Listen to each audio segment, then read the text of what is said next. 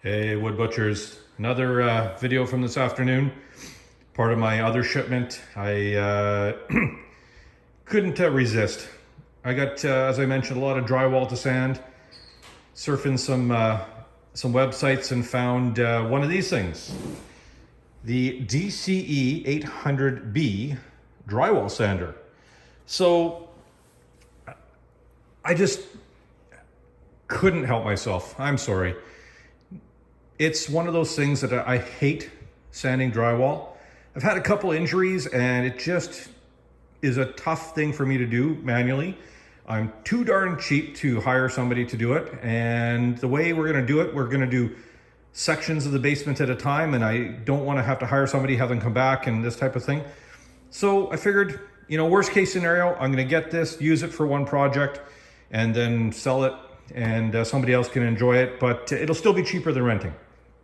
So let's have a look at what comes in the box. I did order an extra sort of sanding plate, so we'll see if that comes in as well. And the neat thing is, it's brushless and it runs off batteries, which I have a whole bunch of. So let's open up the box here and we'll see what comes in. I brought the hose up just for that. How does this work? We got the termite assisting here. Hopefully she doesn't hack up my hand too much.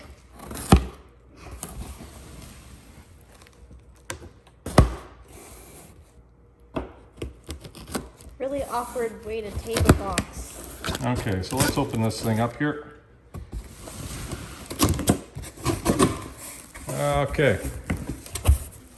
So, packaged pretty well. Again, it comes with the standard quick connect for dust collectors from DeWalt. Here is the extra plate that I ordered. This is the DWE7802. It's the hard backing plate, so it's a little more rigid than the other one, and it also has the holes for more dust collection. We have the ubiquitous DeWalt manual, which I may actually even read on this one, just to be 100% sure. Otherwise, yeah, not much else happening. Power head here has bristles on the outside, again for dust collection. So let's pull this up out of here. Alrighty. So let's give me a second to get all the cardboard off and all the other stuff, and then Termite and I will just kind of give you an idea how this thing works. All right, so got it all unpacked. Small little brushless motor up here. Again, this is the vacuum hose from the sander part. It does have some nice little bristles here, which sit flush with the surface. And again, air sucking in, it's gonna suck up most of the dust. It has a really nice bit of deflection here. Like, it's really smooth as far as how it moves and that type of thing.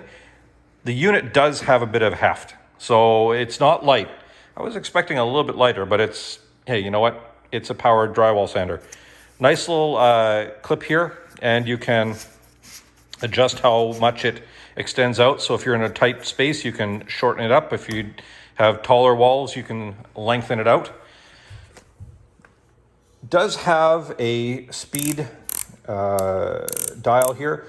I've tested it out. It definitely makes, number one would be nice for just easy stuff. 7 will really take the mud off quickly.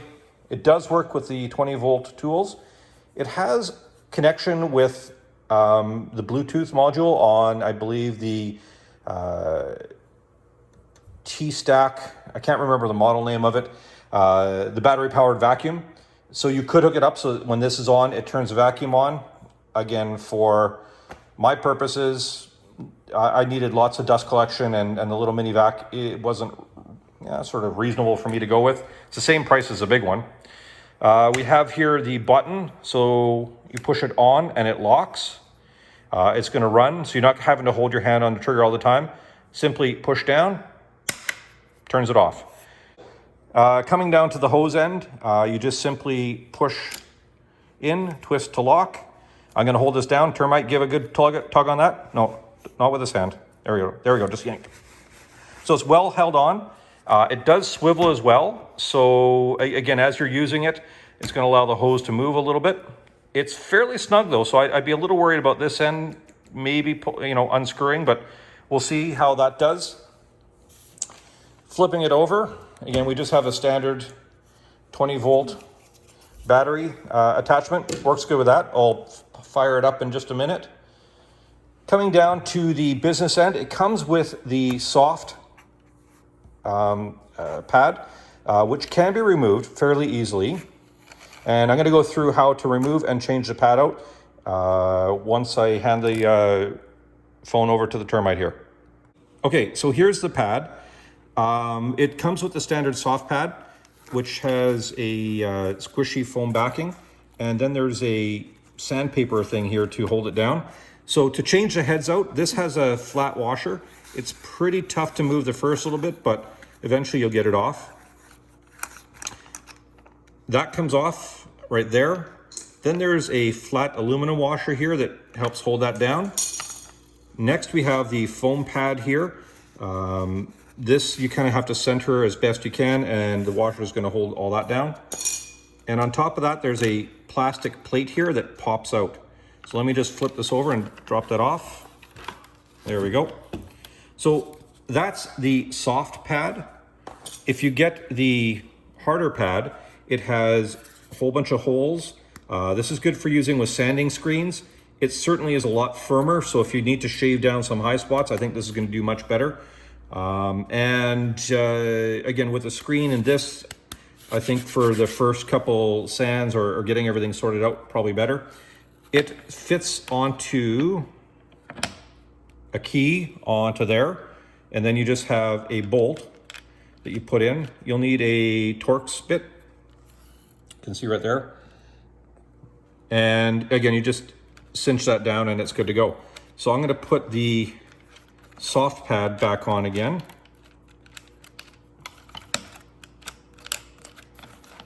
There we go. So again, the way to put it back is you have the plastic component here with the sandpaper on it. That sits down over the key there. Center that. Aluminum washer. Funky bolt, whatever this is. Thumb screw.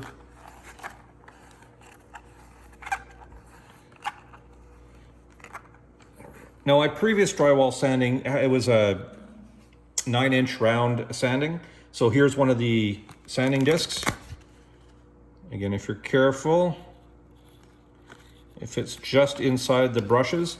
Seems a little big. I might actually cut this down a little bit, give it a little bit more room around the edge. Again, a sanding screen would probably work a little bit better, or a slightly smaller piece there, but again, that should work pretty good. And as it sucks in, it's going to suck underneath and hopefully pull it all out. So that looks pretty good. Let me put in a battery here and let's see what happens. Okay, so here we go with speed number 1.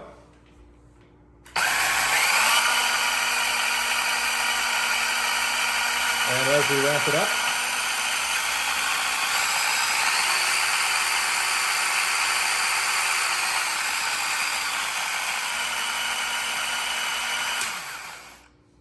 and apparently I'm going to have to center that foam part a little bit better and see what's going on there.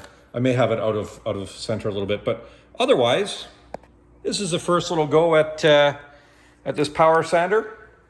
I'm pretty excited to give it a shot and see how it does compared to my feeble hand sanding skills. Have a good one and go make a mess, everybody, and then clean it all up.